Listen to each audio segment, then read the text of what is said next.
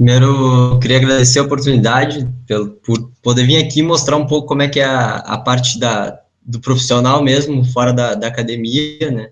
Espero que vocês aproveitem. Qualquer coisa pode me interromper, qualquer tipo de dúvida. Vou botar a apresentação aqui. O Andrei, eu esqueci de comentar, né? Quem tiver algum tipo de dúvida, pode escrever no chat ali, né? Que daí eu depois eu pergunto para ti no final. Beleza. Só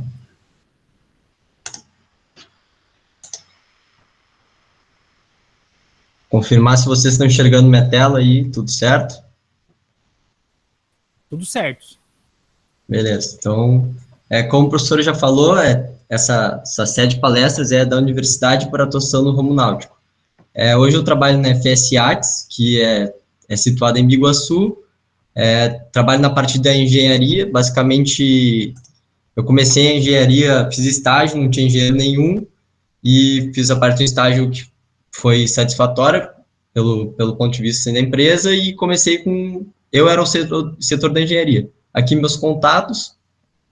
Bom, então, quem sou eu? Hoje eu tenho 26 anos, eu entrei na UFSC em 2013-2, em 2014 inteiro eu tranquei a faculdade porque, na verdade, eu decidi fazer engenharia naval, porque eu velejei, sempre tive contato com um barco desde pequeno. Então, 2013-2 eu entrei na faculdade, 2014 eu tranquei a faculdade porque para voltar a velejar. Fiquei um ano nesse velejando, e aí voltei para a faculdade em 2015 e realizei minha colação de grau 2019-2, que nem o professor falou.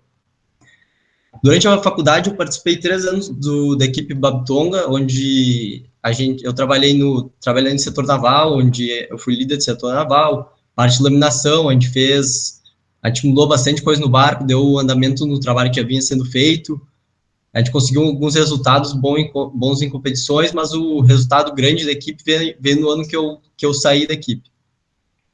Eu também fiz estágio de 1 ano no laboratório de modelagem naval, onde eu auxiliava as aulas, laminação manual, laminação a vácuo, laminação por infusão. Acabei conhecendo bastante do processo. Nas fotos aqui, vocês podem ver que essa pessoa que está comigo aqui, ele é um professor de uma universidade na Alemanha, que veio visitar a UFSC, que até o professor Gabriel está escrevendo um artigo com ele, e aí a gente fez uma laminação a vácuo ali, para ver como é que a gente fazia os processos durante a aula. Eu também mostrei o barco solar Babitonga para ele. É um cara que já tem bastante conhecimento em compósitos, assim, ele só veio ver a realidade brasileira, né? Então, em setembro de 2019, eu comecei meu estágio na FS, estava finalizando a faculdade, e foi esses 3 meses. Durante o estágio, eu também fiz uma disciplina da faculdade, que era materiais compostos avançados, que o professor Jorge Nassi, que é o CEO da Barracuda, ele vinha do Rio dar algumas vezes por mês dar aula para a gente, também contou com o professor Gabriel, com o professor Pontinho e com o professor Razin. Isso foi para finalizar a minha faculdade, assim, eu ia de Florianópolis para Joinville uma vez por semana para assistir a aula, e foi muito enriquecedor, assim, no final da minha graduação. Ao final do estágio, no final do ano de 2009, eu fui efetivado e eu iniciei o setor da engenharia na empresa, porque até então ele já teve estagiários de engenharia de materiais, outro de engenheiro naval, e aí eu já era o terceiro estagiário ali. Acabei meu trabalho inicial, assim, do estágio era desenvolver os tanques das embarcações com base nas normativas. Eu fiz toda a modelagem, procurei fornecedor, e aí para os tanques dentro das normativas. Hoje eu tenho praticamente 1 ano e 11 meses na FS, contando o tempo de estágio, e eu também estou fazendo uma pós-graduação, um MBA em gerenciamento de projetos. Até esse é o motivo de eu não... da palestra não poder estar na quarta-feira, porque eu tenho aula das 7 até às 10 horas da noite, na quarta e na quinta. Então, agradeço vocês aí por poder assistir no dia de hoje. Bom, falar um pouco sobre a FS Artes. Ela foi fundada no Rio Grande do Sul, em 1998, é uma empresa bem antiga já. Em 2014, ela trouxe a operação para Santa Catarina, E em 2011 ela teve um divisor de águas, que ela decidiu que ela ia desenvolver sete barcos novos, 7 projetos de barcos novos, meio com projetos assim revolucionários no mercado, com projetos com linhas bem modernas, assim, diferente de tudo que tinha no mercado. Atualmente ela conta com uma linha de 10 embarcações de alto padrão, de 18 a 36 pés. A empresa tem 2 unidades. A primeira unidade, que era até janeiro de 2009 a única, é a matriz em Biguaçu, onde os barcos são feita a montagem dos barcos, ou seja, ele vem da outra unidade já a parte toda laminada, o barco fechado, e aí a gente realiza a montagem nessa unidade de Biguaçu. E a unidade da Palhoça, que é a parte da iluminação. Isso trouxe uma organização imensa para a fábrica, sim, porque a gente conseguiu melhorar o layout dela, e também a parte de sujeira, pó, resina, gel coat, isso a gente tudo tirou da parte da montagem, que era um pouco misturado, e botou em outra unidade. Atualmente ela conta com 65 colaboradores diretos. Aqui os modelos fabricados, a gente tem a FS 180, a FS 205, a 215, a 230 escapar e sirena, a diferença é que uma é cabinada, a outra é a proa aberta. A FS 265, elementos solares, é a mesma coisa, uma é proa aberta, outra é cabinada. A 290 é a mesma coisa, uma proa aberta, outra cabinada. E a gente tem a FS 360 Alure, que é essa embarcação mais à direita embaixo, que é a nossa maior embarcação hoje, e ela é HT, que a gente chama, que tem esse teto rígido, né? Aqui também eu botei uma foto do painel da nossa wide, né, que é a 29 Pro aberta, e uma foto dela navegando. Bom, os materiais utilizados no estaleiro, a gente utiliza manta 300 gramas por metro quadrado, manta 400 gramas por metro quadrado, 450 na verdade, que é a mais utilizada, assim. Tecido bidirecional de 600 gramas por metro quadrado, a gente usa tecido biaxial, o CM1808, que na verdade a gente ganha bastante produtividade com ele, porque não tem necessidade de tu consegue agilizar o processo de laminação, porque teoricamente, como vocês aprendem na academia, teria que, entre cada camada de tecido, deveria ter uma camada de manta. Só que é mais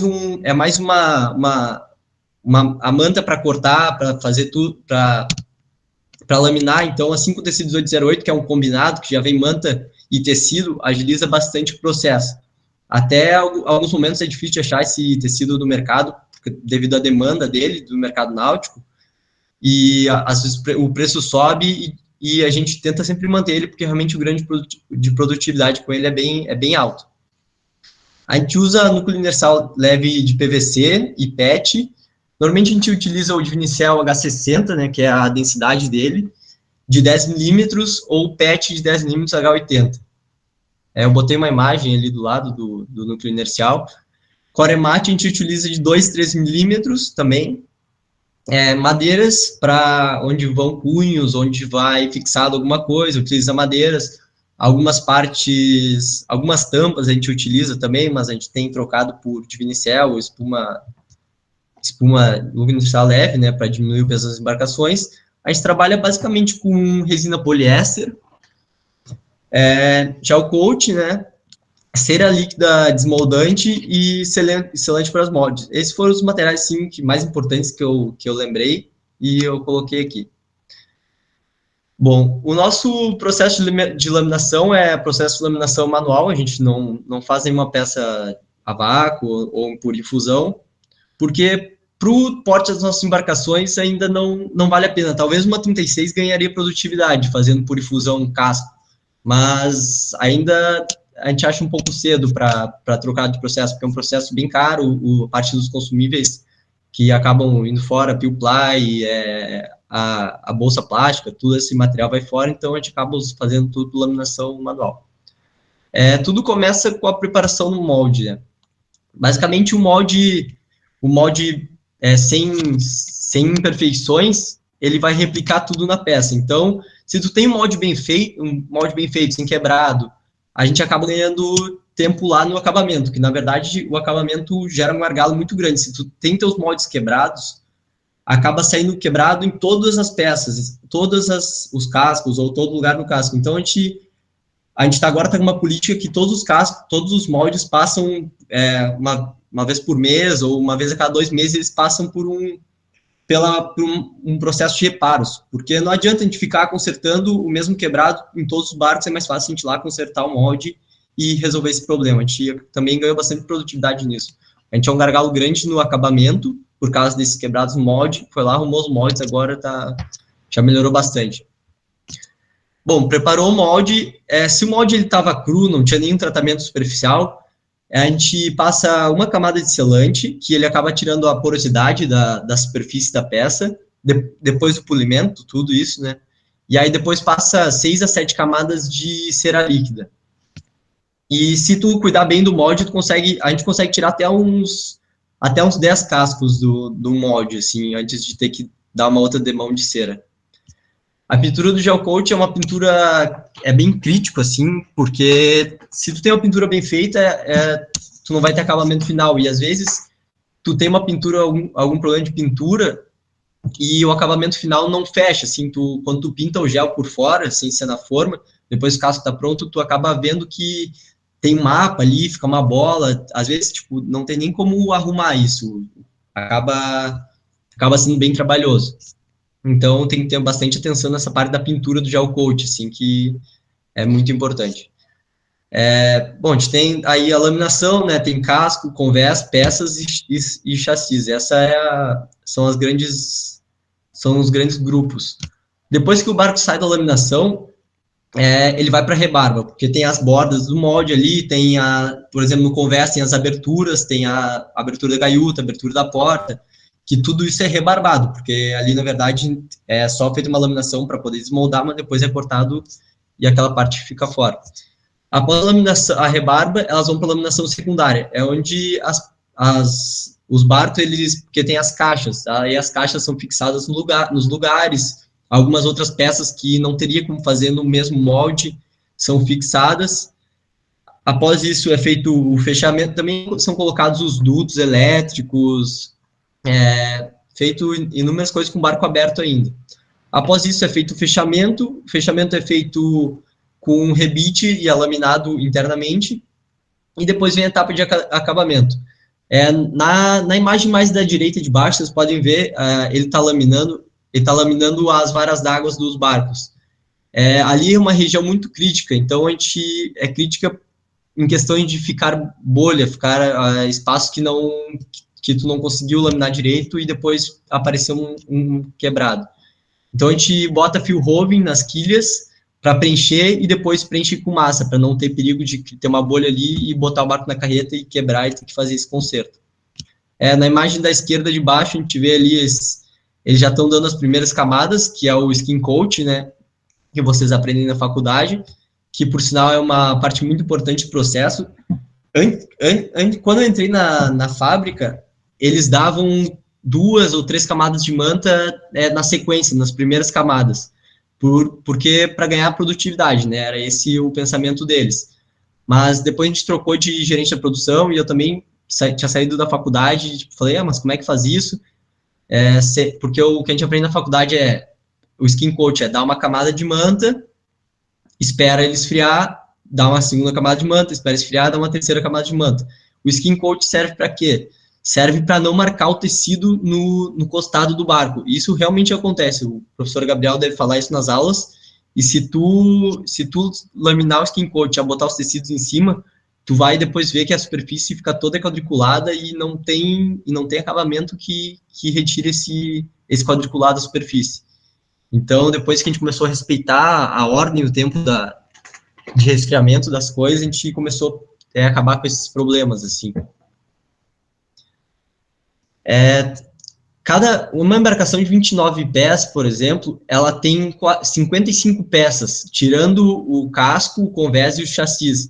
Então, a gente precisa ter um controle muito grande dessas peças, porque se ele pega lá uma lanche para laminar, 55 peças, ele não vai conseguir lembrar de cabeça. Então, o que a gente fez? Isso foi até um trabalho de um outro estagiário. Ele pintou cada molde das peças de cada barco de uma cor. Então, o laminador vai lá, ele tem esse quadro aqui, que a gente chama de quadro A3, que ele olha quais peças que ele precisa pintar, ele pega, separa todas, pinta e aí faz o processo de laminação, desmolde, tudo normal. Aqui eu coloquei também uma imagem do nosso hardtop, né, que são as formas do nosso hardtop, que é o molde e o contramolde, é o teto e contrateto, na verdade, que é para dar o acabamento de gel coat nos dois lados da superfície, né. Na direita embaixo eu coloquei a imagem de uma tampa também, que ela não está rebarbada, como vocês podem ver, tem bastante fibra seca aos lados, mas dá para ver a madeira ali, aquela uma tampa, depois ele rebarba e fica encaixe perfeito no barco. Também a gente tem uma parte importante da laminação, são os chassis. Aqui na imagem mais à esquerda, vocês podem ver, isso não é o chassi pronto, isso é a forma do chassi, são os moldes do chassi. O que acontece? O chassi, como é uma peça que não é aparente, não precisa fazer pintura de gel coat, então é laminado direto, tem plano de laminação deles, é laminado direto, depois desmolda, e aí lá na imagem da direita, vocês podem ver, já está com o chassi colocado e laminado no lugar. Eu coloquei também aqui na imagem do meio, para vocês verem o detalhamento, não sei se vai ficar meio pequeno, um detalhamento de como laminar o chassi no casco, que tem uma sobreposição de 100 milímetros, depois vai diminuindo para fazer um escadinho, não ficar um degrau. Isso tudo a gente vê na faculdade, né? Então, só para mostrar que realmente é utilizado. Tem a parte da colagem das madeiras, por exemplo, o nosso convés da 26 pés, ela tem um Solar na proa, né? E aqui vocês estão vendo ela de ponta cabeça. Para fazer a colagem, nessa imagem aqui, ele tá colando madeira balsa, se não me engano, mas hoje a gente utiliza divinicel. Mesmo com divinicel, precisa ter um agente que cola o divinicel na fibra. Então, o que a gente utiliza? A gente utiliza uma massa que é feita no estaleiro mesmo, com aerosil, pó de fibra e talco, e aí eles passam essa massa, espalham, colam os divinicel, no caso, e depois tem um compressor, aquilo ali é um rolinho vibratório, que ele serve para colar bem o divinicel na fibra, e não deixar nenhuma bolha, nenhum espaço vazio. Então, aquele rolinho ali vibra e ele vai espalhando a massa por baixo sem deixar nenhum vazio. Porque, mais uma vez, a parte de ter uma bolha depois por baixo todo laminado ali, acaba sendo muito trabalhoso para a parte de acabamento e muitas vezes nem fica bom. A gente tem os planos de laminação, na verdade a gente está desenvolvendo isso. Esse plano de laminação até agora a gente fez há pouco tempo, acho que tem um mês aí que a gente finalizou, foi até o Eduardo que fez, onde a gente tenta deixar de forma mais claro possível quais são as sequências e o que precisa ser colocado em cada local. Então, onde são regiões que tem reforços de fibra, onde tem regiões que tem que colocar madeira, onde tem algum cunho ali, tem que colocar uma madeira, ou é fixação da targa, tem que ter uma madeira. Então, tem várias regiões que são especificadas, por exemplo, uma 29 pés tem mais de 55 madeiras para colocar, daí a gente coloca as medidas, e ao final desse processo todo, a gente criou um checklist, porque antes vinha muito barco da outra unidade com madeira faltando, e alguns lugares que é ruim de laminar depois que o barco está fechado. Então, a gente está implementando isso agora, e espera que resolva esses problemas. Aqui é um exemplo do documento, né, que foi criado.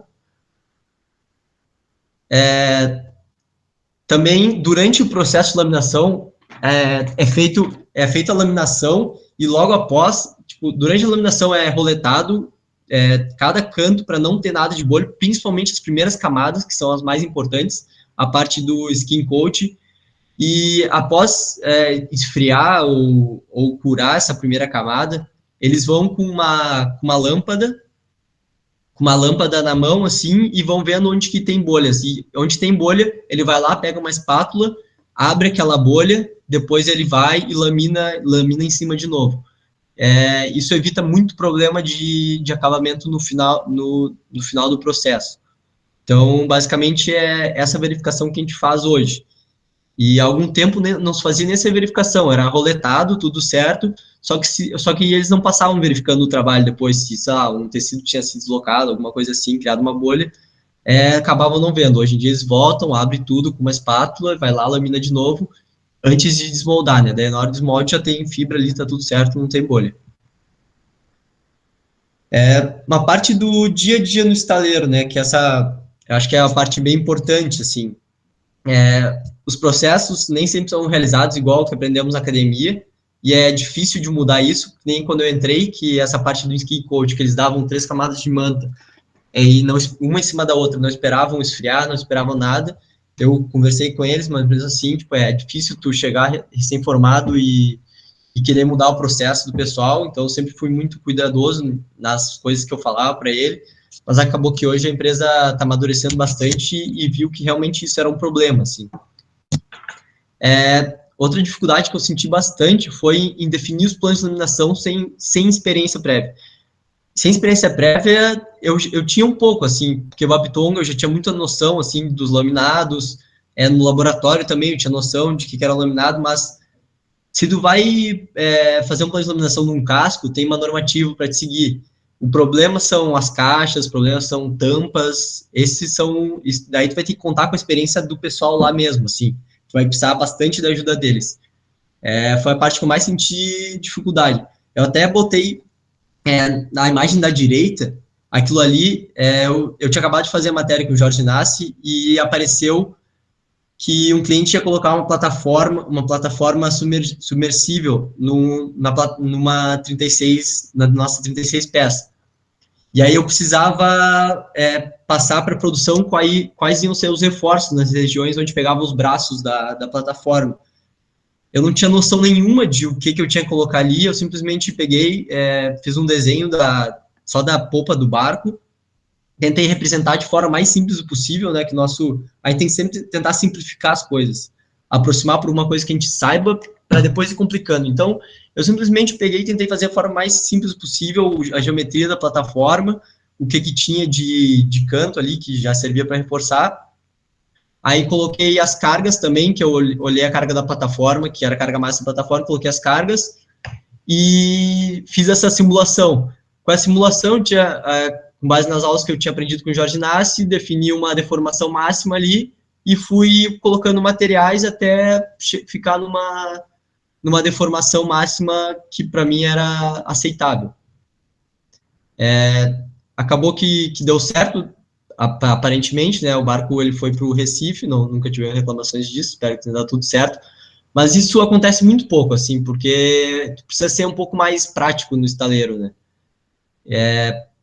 Eu também comecei, como eu falei, comecei projetando os tanques dos barcos. Eu fui lá nos barcos, medi os compartimentos dos tanques, desenhei, e a entrada dos tanques é um pouco difícil nos barcos. Então, eu desenhei o compartimento, daí eu desenhei o tanque, e depois eu simulei a entrada do tanque no compartimento também, para ter certeza.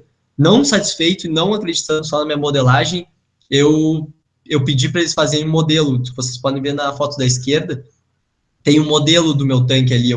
Eu passei as medidas, o plano de construção do tanque para o marceneiro, e ele fez em madeira. Daí eu fui ali, testou, tudo certo, já fiquei mais tranquilo. Foi uma forma de eu ficar mais seguro, né? Porque depois que mandasse fazer os moldes dos tanques, que é rotomoldado, não ia ter muito mais o que fazer, né? Se não entrasse no compartimento. Então, eu estava um pouco inseguro, eu resolvi fazer um protótipo do meu tanque, né? E eu sempre tento, assim, quando eu faço algum desenho, eu tento imprimir ele e lá testar se dá para imprimir. Eu sempre tento, tipo, verificar antes de mandar construir de alguma maneira, assim, para me sentir mais seguro, né? Hoje em dia eu já estou um pouco mais experiente nisso, então antes eu verificando, sabe, 15 vezes a mesma coisa. Hoje não dá mais tempo para isso, né? Mas foi bem importante. Aqui mais uma parte, um trabalho que eu fiz no estaleiro, que a gente tinha nossa 29 pés, que era motor de centro. Aí o engenheiro responsável pelo projeto fez a alteração, porque um cliente queria com 2 motores de popa.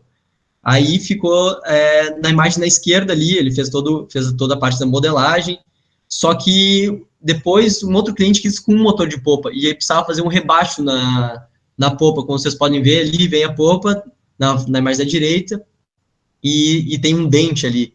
Aí eu tive que construir um postiço para botar no molde e fazer esse rebaixo, né? mas eu conversei bastante com o engenheiro que tinha feito, o engenheiro projetista do barco, tirei bastante dúvida com ele, mas acabei que eu fiz o postiço ali, fiquei bastante inseguro até os caras botarem o motor ali, mas no fim deu tudo certo. Foi um aprendizado bem grande, assim. Também, durante, acho que eu já não estava mais no estágio lá, foi solicitado para fazer uma targa de wake para uma embarcação. Aí eu peguei o modelo, fiz o método das embarcações semelhantes, né, na verdade, para a targa ali, e desenhei a targa toda, sempre pensando no método construtivo, porque ela tem curva para... Ela teria curva para 2 lados, só que daí para uma pessoa fazer isso, tipo, é uma construção muito difícil, ia precisar de gabarito, ia sair caro, talvez nem conseguisse construir. Então, sempre projetando uma coisa pensando no método construtivo. Esse é o essencial, assim. Tem que pensar como é que vai construir isso aqui. Tem como construir? Não tem? Aí, na imagem da direita, a targa que eu desenhei, eu utilizei a targa, eu desenhei no SolidWorks, depois eu tenho desenho dos barcos 3D no Rhino, e coloquei no barco para ver se dava as dimensões. E na esquerda é a targa acabada, né? Foi também um outro projeto que eu fiquei um pouco inseguro, assim, mas no fim deu tudo certo e foi um bom aprendizado. Logo que eu fui efetivado na empresa, a gente estava levando a parte de laminação para a unidade da Palhoça. Aí a gente ia mudar o layout do estaleiro. Eu também fui responsável por tirar as medidas do galpão, pegar os barcos e desenhar o novo layout. Dá para ver na imagem de baixo ali como ficaria, porque a gente tinha alguns barcos em estoque. Hoje em dia, o estaleiro está dessa maneira, tirando os barcos mais da esquerda ali que não tem. Então, passei um pouco da parte do layout do estaleiro, assim, foi outra parte bem legal do processo.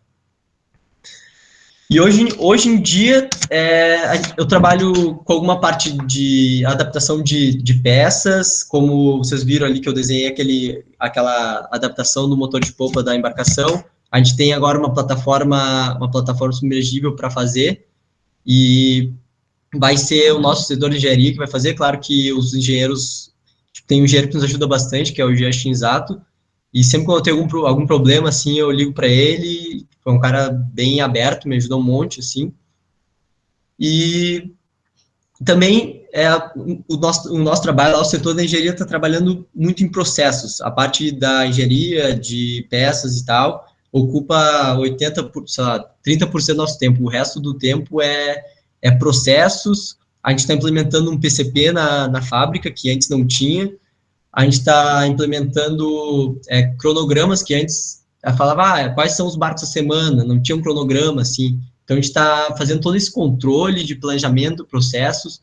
Até o Eduardo está agregando bastante, que ele vem da Azimuth, ele tinha 2 anos de Azimuth lá, vem de uma empresa grande, acabou ajudando bastante na parte de materiais, para programar os materiais. E eu vejo muito, assim, que o trabalho do engenheiro no estaleiro, claro, tem alguns estaleiros no Brasil que fazem os projetos, mas na maioria é trabalhar em processos, assim. Instruções de trabalho, planejamento, identificar problemas que está tendo ali, talvez propor alguma sugestão. Então, dia a dia isso, basicamente isso, né? Eu queria também aproveitar já a oportunidade que tem algumas pessoas vendo isso e falar que a gente tem uma vaga de estágio lá, porque a gente tinha um estagiário que era da USP também, engenharia naval, e ele acabou o estágio dele, então a gente está com essa vaga aberta, e a gente precisa pessoas para participar da elaboração dos documentos técnicos que a gente está fazendo, auxiliar nos processos acompanhar os processos de montagem das embarcações, né, para fazer listas de tarefas, estruturas de produto, auxiliar no setor de PCPM, que é o setor de planejamento de materiais que a gente está implementando no estaleiro, e auxiliar no portfólio de projetos do estaleiro. Essa parte de projetos talvez confunda um pouco, né?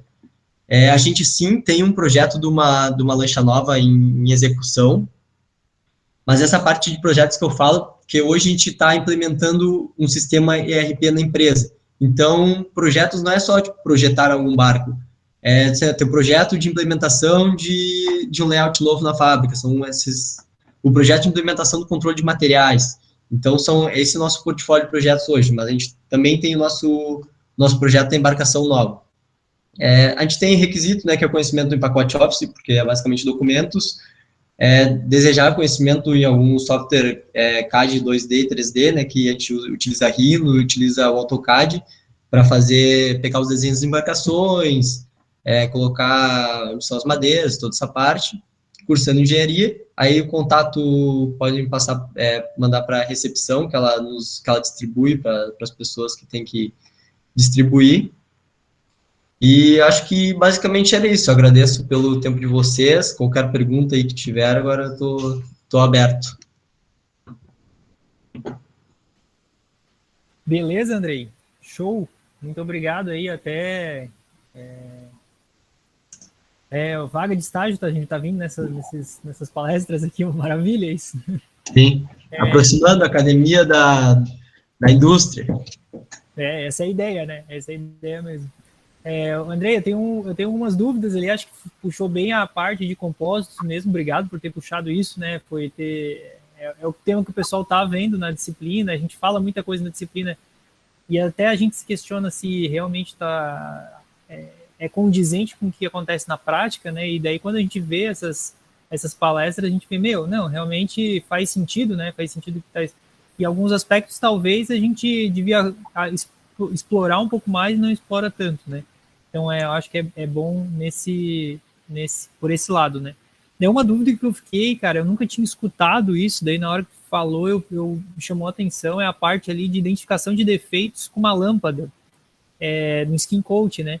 Então, vocês fazem a laminação do skin coat, daí logo na sequência, vocês vêm com uma lâmpada na parte superior do skin coat e vai varrendo a superfície para identificar se tem uma região mais esbranquiçada para ver se tem bolha?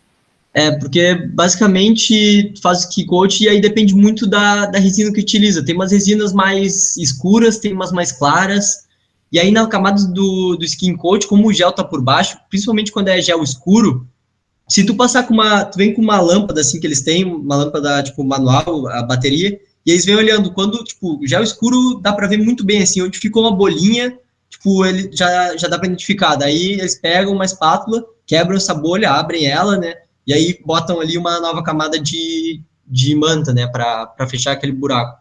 Mas e até durante a laminação eles utilizam essa lâmpada pra ver onde estão as bolhas, assim, iluminar, pra ter mais... Tipo, eles têm mais visão, assim, quando é gel preto, dá para ver as bolhas muito claras, assim, quando é gel branco já é mais difícil. O nosso fornecedor de gel, ele até falou que tem algumas empresas que eles pintam o gel, sabe, a embarcação é branca, eles pintam a embarcação branca e aí depois vem com um gel ou gel, mas mais escuro por cima, justamente para ficar mais fácil de identificar essas bolhas.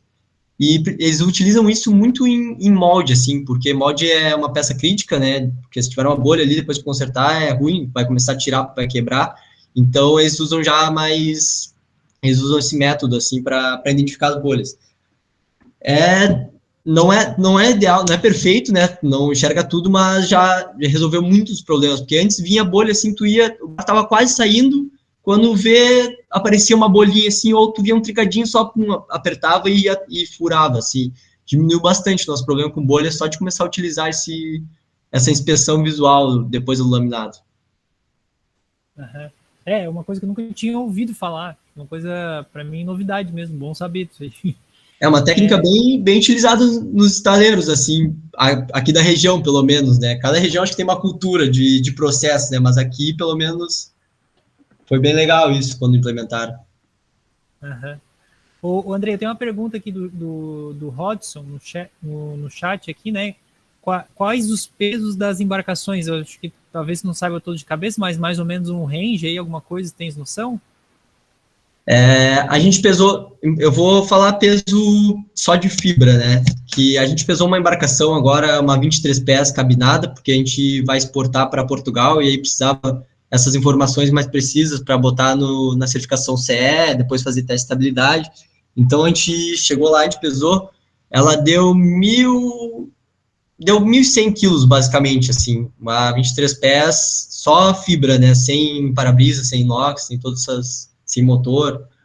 Então, ela ficou com... o peso leve dela basicamente ia ser em torno, a gente tinha calculado, 2.500 quilos, assim. Aí, já vou aproveitar aí o gancho e perguntar, a resina, vocês utilizam poliéster em geral? Ou tem alguma outra resina também que vocês utilizam? Não, é só poliéster que a gente utiliza. Tá. E processo, tu falou laminação manual, né, que é o mais comum, mas tem spray up também, ou é só laminação manual mesmo? Não, é só laminação manual mesmo. Até o meu chefe, às vezes, ele toca nessa parte de spray up, assim, só que acaba que é muito... Acaba sujando muito o ambiente, não tem controle de espessura, assim, ganha bastante produtividade, mas acaba perdendo em outras partes, é insalubre também, então acaba que... Mas realmente, a parte de laminação de peças, assim, é uma coisa que toma tempo no processo. Então, talvez tivesse um spray up ali, tu ia agilizar bastante o processo, mas é uma coisa que a gente não pensa em implementar, assim. Não agora, pelo menos. A laminação manual, além de ser um processo arcaico, né, em comparação com a spray up, ela acaba sendo mais eficiente, né, na maioria dos casos. Então tem mais esse quesito também, né? Às vezes a direção lá, né, comercial, enfim, pensa mais na parte de produtividade e acaba esquecendo a parte técnica aí que colabora para essa mantendo, né, ou às vezes até alterando da spray up para laminação manual, por mais que pareça uma regressão assim, né, em termos de avanço tecnológico, mas acaba agregando maior eficiência estrutural, né? Sim. Eu acho que o fato de usar também os tecidos combinados, né, facilita muito, né, porque o spray up basicamente vai fazer o que a manta faz, né, então o tecido combinado ele salva muito em termos de produtividade mesmo, né? Acho que o André ali comentou, né, e a gente fala sobre os tecidos combinados, mas não sabe se é tão utilizado, mas como ele falou, até às vezes para encontrar no mercado é difícil, por causa que os estaleiros realmente consomem bastante. Legal saber disso aí também. Sim, e a gente evita também, porque daí acabou o 1808, mas apareceu a oportunidade de comprar um 1208, só que daí acaba tendo que mudar o plano de laminação, fazer alguma coisa equivalente e acaba perdendo tempo, ou os caras erram na hora do processo. Então, uma coisa que eu tento travar ao máximo, assim, é gel coat. Gel coat ninguém mexe no nosso fornecedor, porque realmente é uma coisa muito delicada, assim, e mesmo gel do mesmo lote, do mesmo lugar, pintado tudo certo, vai lá e tem diferença de coloração. Outro ponto é a resina, que apesar de, às vezes, a gente encontrar a resina mais barata do mercado, eu tento bater o pé, falei, não vamos inventar, principalmente agora que a produção está muito elevada, qualquer problema já vai atrasar a produção, então essas coisas, e o 1808 é outro que o gerente de produção lá, se tu começar a mandar o tecido para ele reclama bastante, assim, realmente, perde produtividade. Tu comentasse da resina ali, vocês usam a poliéster, mas qual? A orto, a mais comum, ou tem alguma outra que vocês utilizam aí? A gente utiliza poliéster orto. Aí o gel é com resina ISO, né? Que até antigamente a gente utilizava para pintar casco e convés um gel com orto, não, com ISO, gel ISO, com resina ISO. E aí para as peças que não ficam em contato com a água direto, daí usava orto. Só que acaba que o ganho, assim, financeiro, em termos de ter que ficar fazendo pedido de gel orto, pedido e os caras trocam lá, e aí, tipo, acaba gerando um problema tão grande, assim, que a gente tirou o gel orto da nossa fábrica e usa só ISO agora para pintar peça, pintar casco e tudo. Eu acho que o gel também, em termos de demanda de quantidade, né, de produto, é baixo em relação às outras matérias-primas, né? Então, às vezes, a economia ali não vale a pena, né? Mas é que é um produto bem caro, assim, até a gente estava fazendo um levantamento sexta-feira fazendo curva de despesas ABC, que é o que mais, porque a gente está tentando, vai começar a redução de custos, assim, tentar atacar alguns lados, comprar direto do fornecedor, em vez de comprar do varejo, né? E a gente viu que gel coat, assim, é um produto que, por mais que não seja tão alto volume, mas ele tem bastante, o custo dele é alto, assim. não se comparar a uma resina, né, que a gente gasta, sei lá, milhões de resina no ano, mas ele é um produto que depois da motorização ali, nas despesas do estaleiro já tem uma participação boa, assim. Mesmo em baixa quantidade, né? É.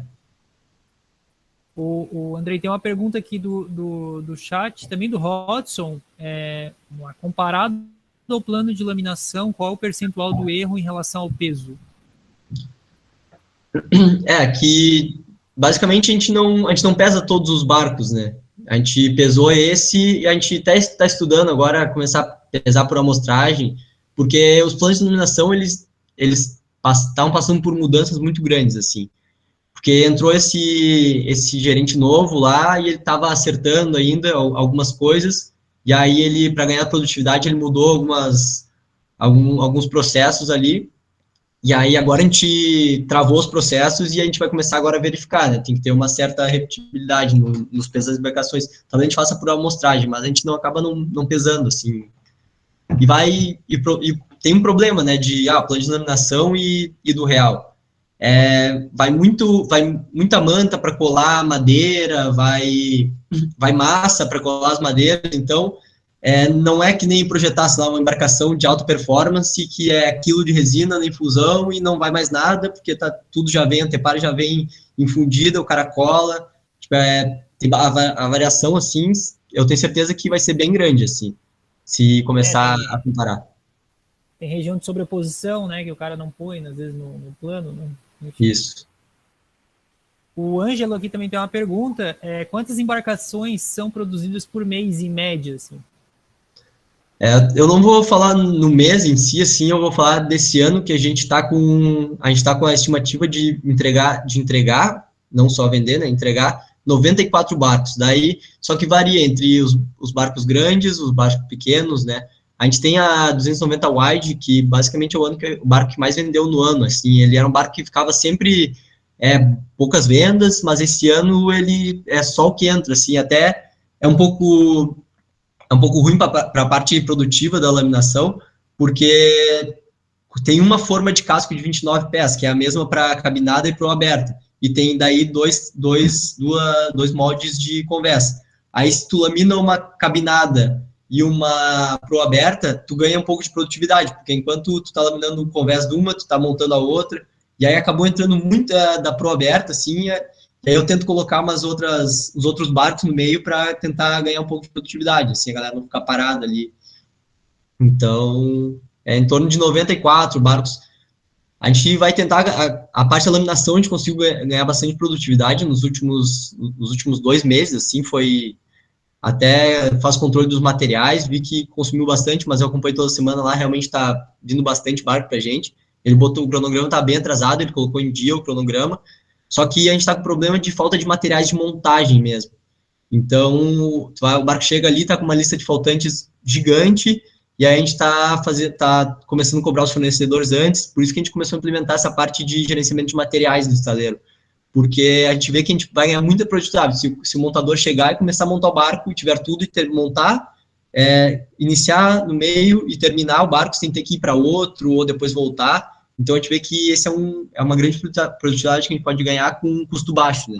Então, a gente já trabalhou, a laminação tá produtiva, assim, só que daí a parte da montagem agora tá um gargalo, né? Então, a gente está trabalhando essa parte de gerenciamento de materiais, porque o mercado está muito aquecido, tá realmente, difícil, fornecedores estão cheios de pedido, tem fornecedor que pede 90 dias e atrasa, né? Então, motor mesmo, os motores de centro, a Mercury, que a gente trabalha com Mercury, a gente fez um pedido para esse ano e não sabe se vai receber, não sabe quantos motores vai receber, a gente ficou um tempão, assim, com um monte de barco pronto, só que sem motor da Mercury, por causa da pandemia, né? E essa crise na cadeia global, né, de suprimentos. Uhum.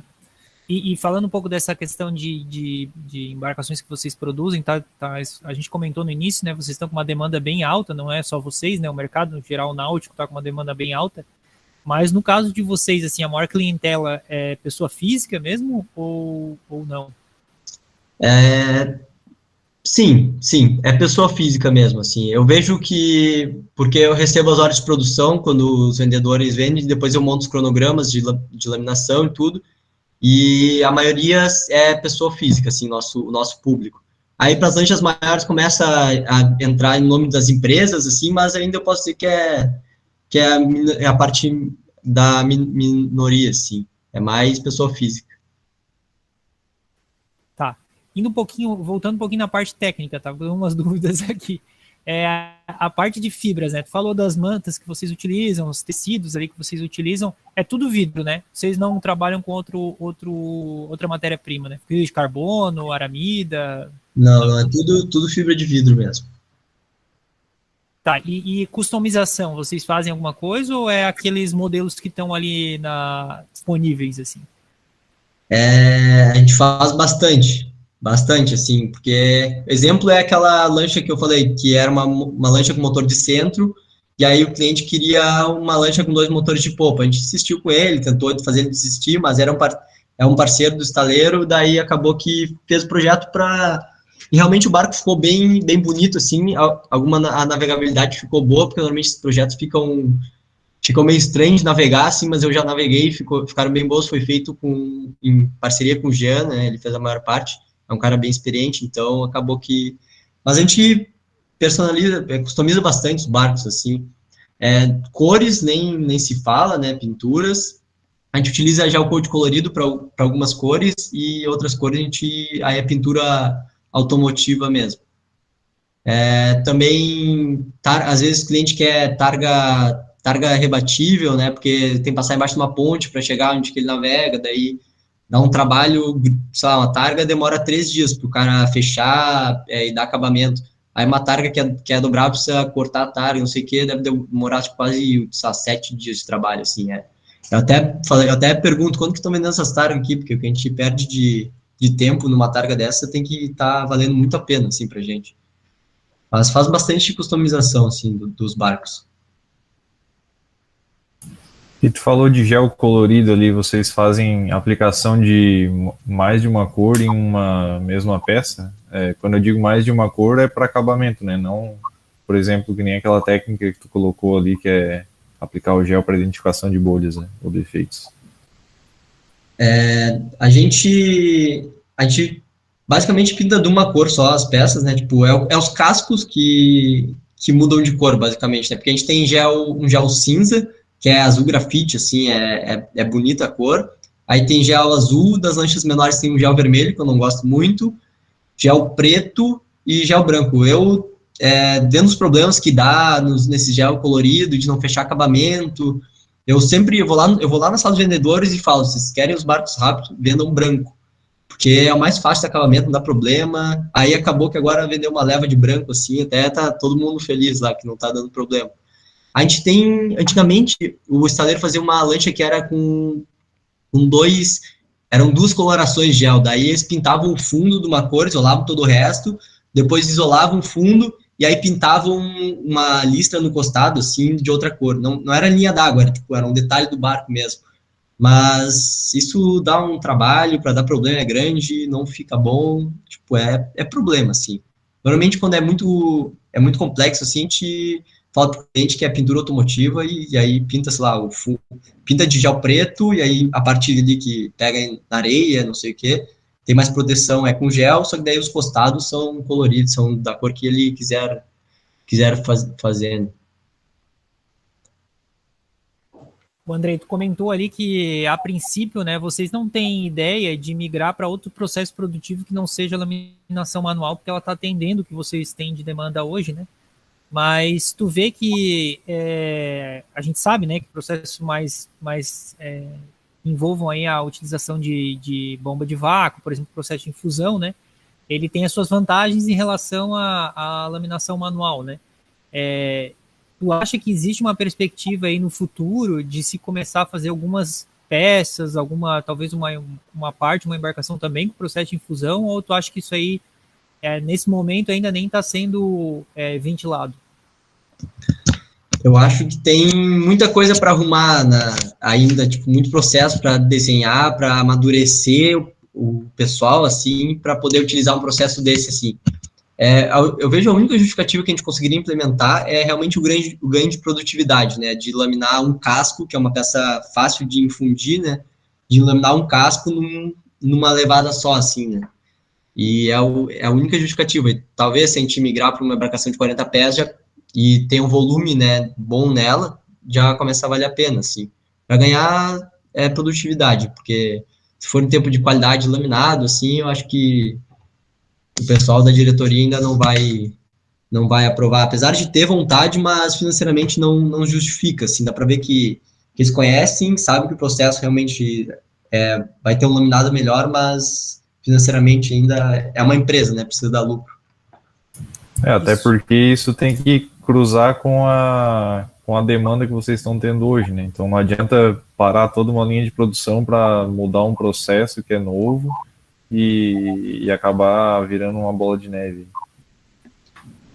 Mas eu vejo muito, assim, que as coisas, tipo, se tu for esperar, vamos esperar dar uma acalmada, assim, isso não existe. As coisas, tipo, se tu quiser fazer uma coisa, tu vai fazer e vai implementando com o carro andando, porque é difícil, assim, não, agora tá tudo controladinho, vamos implementar um processo novo, assim, tem que pegar, a roda vai girando sempre, e alguém vai andando paralelo, tem o setor da engenharia, e botando as coisas dentro. A gente mudou um processo também na montagem agora, e vai ser com a carruagem andando, assim, vamos ver no que dá, mas no fim tudo dá certo, as coisas não são perfeitas, que nem são na academia, que a gente tenta fazer o trabalho da melhor forma possível, a gente sempre fala, né, melhor feito do que perfeito.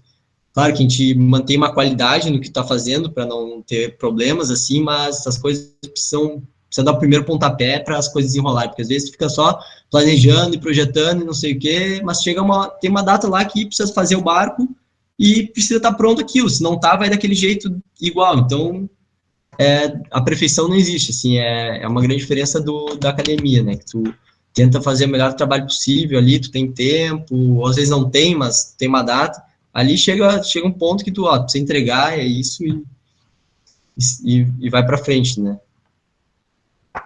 O Andrei, aí pensando um pouco assim, eu queria mais o teu feeling, assim, né, de tá na empresa ali, né, tá ali no dia a dia, as perspectivas aí da empresa para o futuro, né, seria talvez expandir as embarcações que são produzidas hoje, ou aumentar a venda, ou exportar mais embarcações. O que tu acha que seriam os próximos passos aí de crescimento, ou, enfim, o que a FS está almejando, assim, no futuro próximo, assim, o que tu achas?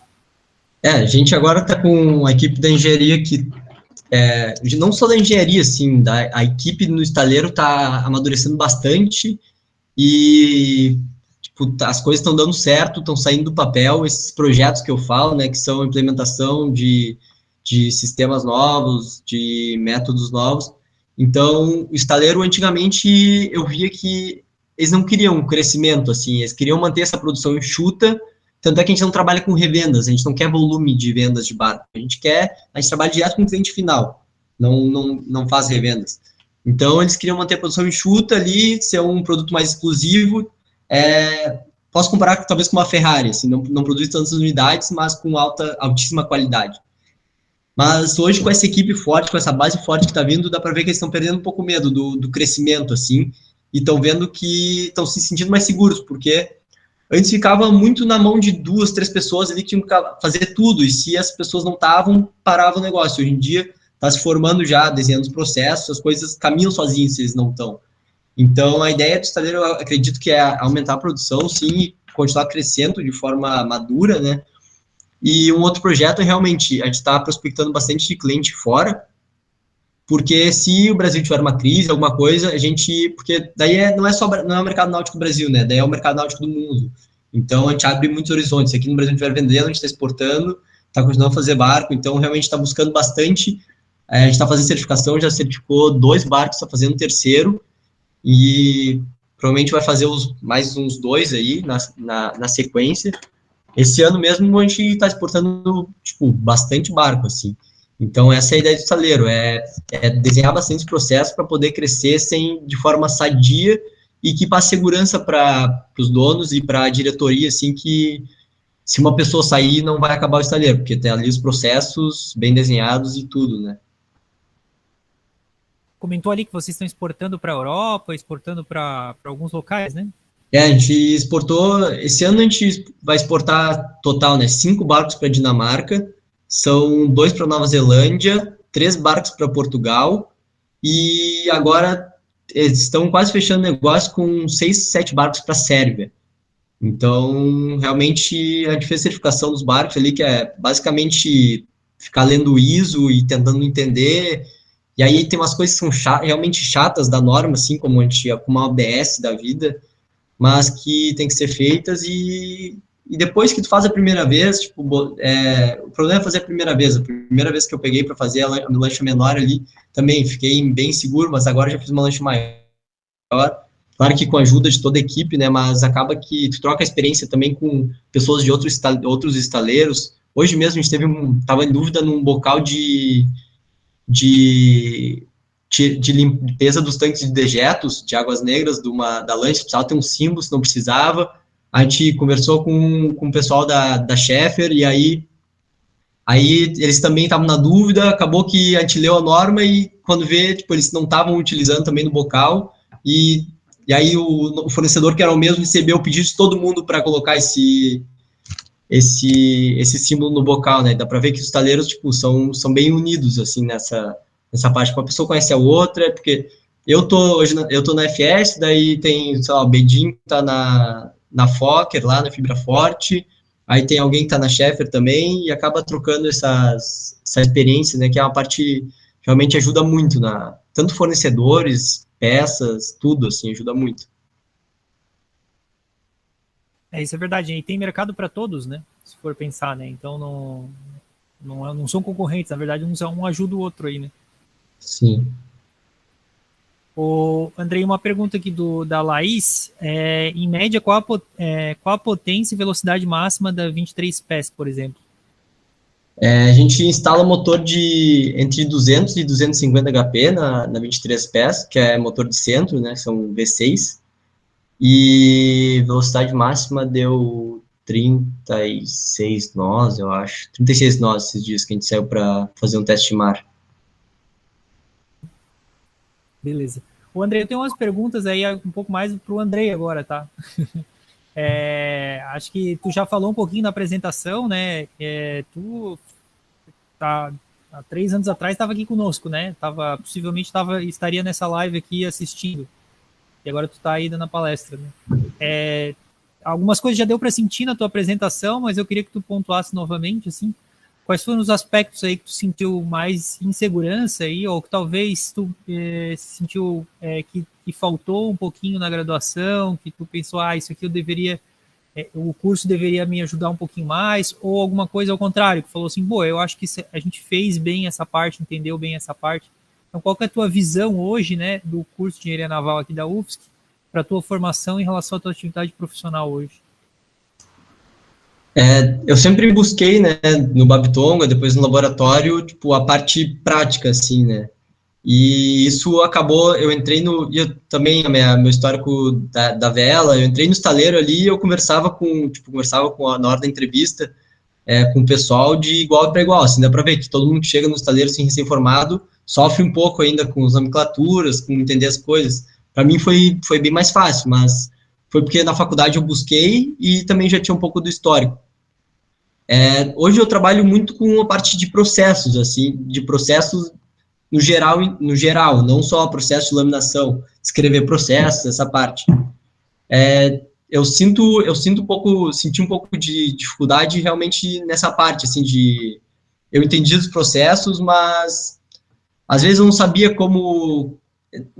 Basicamente, o que falta é a experiência na prática mesmo, porque a teoria ali, a gente tem, foi frisado algumas coisas, aí tu chega no estaleiro, os caras não fazem, tu acha que aquilo não é o certo, mas depois acaba sendo mostrado que sim. Mas realmente a dificuldade é a parte prática. Como eu falei, fazer um plano de laminação, assim, a gente faz alguns projetos na faculdade, mas os projetos não chegam no nível de detalhamento na parte como se fosse construir, assim, que é problemas que tu encontra na área construtiva, né? Mas eu acredito que isso talvez fazendo um estágio durante a faculdade, que é difícil, né, porque nosso futuro não é integral, mas eu acho que foi o que eu mais senti. Talvez hoje eu fosse levar a faculdade um pouco mais devagar e fazer um estágio junto, e para ter essa experiência, porque no fim das contas ali é o que vai contar, né? Tanto é que tem esse pessoal que não fez faculdade, mas que trabalhou 10 anos ali, tipo, os caras têm conhecimento técnico, tu conversa de igual a igual para eles, assim, reforçadores e tudo, eu não sinto eles falando nada, tipo, de absurdo, assim, os caras são realmente conhecedores do que estão fazendo, e os caras trabalharam uma vida inteira ali. Então, é tentar aprender com esse pessoal da prática, tentar fazer um estágio de verão, não sei, mas é realmente a parte da prática, assim, de trabalhar numa empresa e ver como é que as coisas funcionam. Eu acho que talvez até se a pessoa tiver a oportunidade de fazer isso, né, de vivenciar um problema, tem que encarar um problema, na hora que tu vai estudar a parte teórica, te chama muito mais atenção, né? Então, tu escutar um plano de laminação lá numa aula lá que nunca foi no estaleiro, não sabe nem o que é só o que vai cair na prova, né? Na hora que tu tá no estaleiro e ouve plano de laminação e tem que fazer um plano de laminação, e daí tu volta para a sala de aula, escuta a palavra plano de laminação, tu vai dizer, não, isso aí eu tenho que aprender. Isso aí é importante para mim, né? Sim. Então, se conseguir intercalar alguma coisa prática, seria legal mesmo. E é o jogo de cintura, né, que tu precisa ter que nem eu falei, eles vão te pedir alguma coisa, e aí tu vai ficar fazendo, tentando achar a perfeição, mas vai chegar um dia que eles vão falar, tá aí, tá pronto, vamos fazer isso aqui. E aí tu vai ter que lidar com aquilo que tu tem, né? Então, é o jogo de cintura, que o que me ajudou bastante foi o Babitonga, porque lá era a prática, acontecia os problemas, tinha que resolver, claro, tentar resolver da melhor forma possível, mas às vezes tinha competição ali, tinha que resolver. Então, as equipes de competição realmente agregam nesse jogo de cintura da indústria, assim. Essa ideia tua de montar o protótipo em madeira antes da confecção do molde, isso aí é bem coisa do Babitonga, né? É que o investimento era alto do molde, eu não podia passar vergonha, estava acabando de iniciar na empresa, né? Daí mas tudo, eu desenhei uma chapinha ali para botar uma contra-chapa dos cunhos, eu vou lá, imprimo numa folha em escala, vejo se os parafusos casam, e eu sempre tento, assim, fazer um protótipo, imprimir alguma coisa, porque é uma verificação, querendo ou não, né? Às vezes é um pouco de segurança, mas eu acho que é mais uma verificação. Eu economizo tempo de ter que refazer e dinheiro, isso é uma coisa muito cara, né?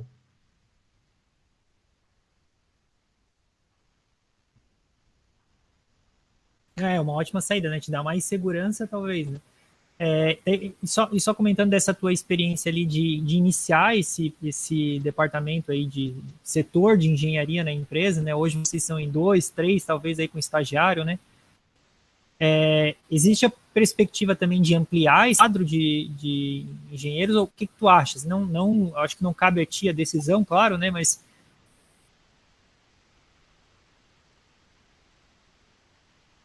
assim, como é que tá isso, né? Eu sei que o Eduardo acabou de entrar também, né? Então, vocês ainda estão digerindo a informação do Eduardo junto aí, né? Mas qual que é o teu sentimento em relação a isso? O Eduardo até veio, assim, meio que não tinha perspectiva de uma outra pessoa. Ele, tipo, indicaram ele para a empresa, daí acabou que fizeram uma entrevista, gostaram dele, e para mim foi muito bom, né? Porque eu estava sobrecarregadíssimo, eu não conseguia dar conta do que eu queria fazer, e eu ficava fazendo o básico ali, e aí quando ele chegou, tipo, dividimos em 2, daí depois teve estagiário também a partir dos manuais dos barcos. Eu tava algum tempo para fazer, só que eu ia ficar, sei lá, 3 meses sem fazer mais nada na fábrica, era baixar a cabeça e fazer manual de 11 barcos, né? Aí, falei, o estagiário aí, um cara, tipo, vai aprender um monte, vai ser um baita de um trabalho para o estagiário, e vai ser bom pra gente, porque o cara vai ficar aí, se ele quer só 3 meses, vai ficar os 3 meses, é o projeto dele aqui dentro. Mas, perspectiva de ampliar o setor, a gente tem perspectiva de botar um segundo estagiário, tipo, a gente está com essa vaga aberta, mas a gente vai botar essa pessoa, vamos alocar ele, e se tiver dando certo, a gente já tenha o ok do nosso chefe para um segundo estagiário. E um outro engenheiro, acho que talvez a empresa tenha que, para absorver esses custos, né, talvez a empresa tenha que aumentar um pouco a produção, assim. Mas a gente já tem esse... Desculpa, pode falar. Mas a gente já tem esse ok do nosso chefe ali, que um segundo estagiário, depois que entrar esse primeiro, tiver tudo certo, a gente consegue. E daí a figura do engenheiro naval aí se encaixaria bem nesse perfil que vocês estão buscando aí, né, de estágio, né? Seja no primeiro estágio ou no segundo, acho que atende bem, né? Pelo que eu entendi. Sim, não. Com certeza, porque, como eu falei, vai trabalhar bastante na parte de processos, mas querendo ou não, vai estar ali em cima dos barcos, vai entender os planos de laminação, porque possivelmente vai ter que ir alteração, vai entender como é que as coisas são feitas. O Felipe ele teve um aprendizado, sim, dá para ver, quando ele entrou e quando ele saiu, foi muito grande, porque ele tem que passar por todos os equipamentos dos barcos, toda a parte de saídas de costado, entrada, por que aquilo era daquela forma, não de sacrifício, ele teve que passar por tudo. Então, o aprendizado dele foi, tipo, gigante. Era perfeito para um estágio, assim, de final de curso, né? Não, eu acho assim, né? Eu fiquei com vontade de fazer estágio também, para aprender um pouco mais aí, ver a parte prática. Eu não tive experiência de fazer um estágio no estaleiro durante a minha formação. Mas acho que foi. Eu fiquei bem feliz assim da tua apresentação, porque bateu com muita coisa que a gente fala na aula, assim, né? E às vezes, se a gente se questiona realmente se aquilo ali é útil ou não é útil, né? Eu vejo assim que a tua fala ela corroborou bastante com o que o Zuko falou na primeira palestra, algumas deficiências que a gente vê nessa questão do plano de iluminação. Acho que ele citou também o plano de iluminação. Realmente vocês veem um pouco durante a graduação, né? E nesse momento que a gente está aí discutindo PPC, a gente faz essas discussões dentro da academia, né? É legal ouvir vocês, né? Porque vocês são os produtos aí, né, da universidade, e vocês agora estão vivenciando e vivendo as dificuldades que vocês estão tendo, ou que algumas coisas que dariam para melhorar, né? E ver que vocês aí estão conseguindo criar o caminho de vocês, né? Então, querendo ou não, a FS hoje conta com alguns engenheiros, né? E o quadro de engenheiros é quase todo consumido aí pela gente aqui da UFSC, né? Então, isso dá bastante orgulho, né? De ouvir isso. Então, eu queria parabenizar pela palestra ali, achei bem bacana mesmo, né, Andrei? Acho que foi, para mim, assim, foi um aprendizado, eu acredito que para os alunos também, né? Eles estão vivenciando isso. Queria agradecer também pela sua oportunidade de estar dando a eles, né, de fazer esse estágio. Acho que vocês não tiveram isso quando vocês acabaram, né? Para vocês, naquela época ali de 2017, 2018, ali o pessoal tá caçando estágio, né? Alucinadamente, qualquer coisa era super disputado, né? Então agora a gente vê que realmente o mercado está aquecido e está precisando aí dos engenheiros, né? Então está tendo oportunidade, né? Eu acho que eles vão ficar felizes, possivelmente vão procurar aí, mandar currículo, procurar vocês, assim, eu realmente recomendo também, né? Eu acho que é um aprendizado bem grande. E agradecer aí pela tua disponibilidade, né? Eu sei que tá bem corrido aí, parar depois do dia inteiro trabalhando, preparar uma apresentação aqui, né? De bom gosto, assim, né? Logo que eu fiz o convite, tu aceitou de cara. Então, agradeço muito aí pela tua disponibilidade. Amanhã aí, sei que tem mais uma carga de trabalho de noite aí, MBA, quinta-feira também. Quero desejar sucesso aí no caminhar aí da tua carreira, né? E conte sempre conosco aqui na universidade, né? No que precisar, estamos à disposição, né? Para tentar conversar um pouco, talvez algum projeto, talvez alguma coisa assim no futuro também. Eu espero também, né, que quando as coisas voltarem ao normal aí, que a gente possa fazer uma visita aí para conhecer o estaleiro, conhecer a área de produção. Acho que ver o negócio funcionando, às vezes é uma coisa que marca bem mais do que tu escutar alguém falando para ti como funciona, né? Então, acho que no futuro aí a gente vai se encontrar presencialmente. Aí eu estou planejando levar alguma turma para ir, para conhecer também, e eu também conhecer o estaleiro. Então, obrigado aí pela oportunidade, obrigado pela palestra. Acho que foi bem legal mesmo. E eu acho que era isso. Eu acho muito importante essa parte da conexão, né, com quem já foi para o mercado com a academia. Acho que abre o olho para algumas coisas de quem está na faculdade mais cedo um pouco. Talvez as coisas que eu não fiz, as pessoas que estão me escutando possam fazer, né? E no que precisarem de mim, tem meus contatos na apresentação aí. Se quiserem ficar, eu posso mandar para o professor Gabriel e mandar. não hesitem em me mandar mensagem, no que puder eu vou ajudar, se estiver fazendo projeto de qualquer coisa aí, eu posso colaborar, que eu conseguir. Então, eu agradeço a oportunidade, para mim foi um prazer fazer, não foi sacrifício nenhum, e deixo as portas abertas aí, até a empresa quer se aproximar um pouco mais da academia, né, ainda mais agora tem esse canal, tem eu, tem Eduardo, ligado a vocês, então, acho que é muito bom, eu agradeço a oportunidade e deixo as portas abertas aí para quem quiser entrar em contato, tem a vaga de estágio também, conversar, tá com dúvida, o que vai fazer, fica à vontade. Beleza, então. Então, obrigado, Valeu. Andrei. Eu acho que a gente vai botar o teu contato aqui na descrição do vídeo, né? Porque passou ali na apresentação, mas que as pessoas conseguem fácil se procurarem. Então, obrigado aí novamente.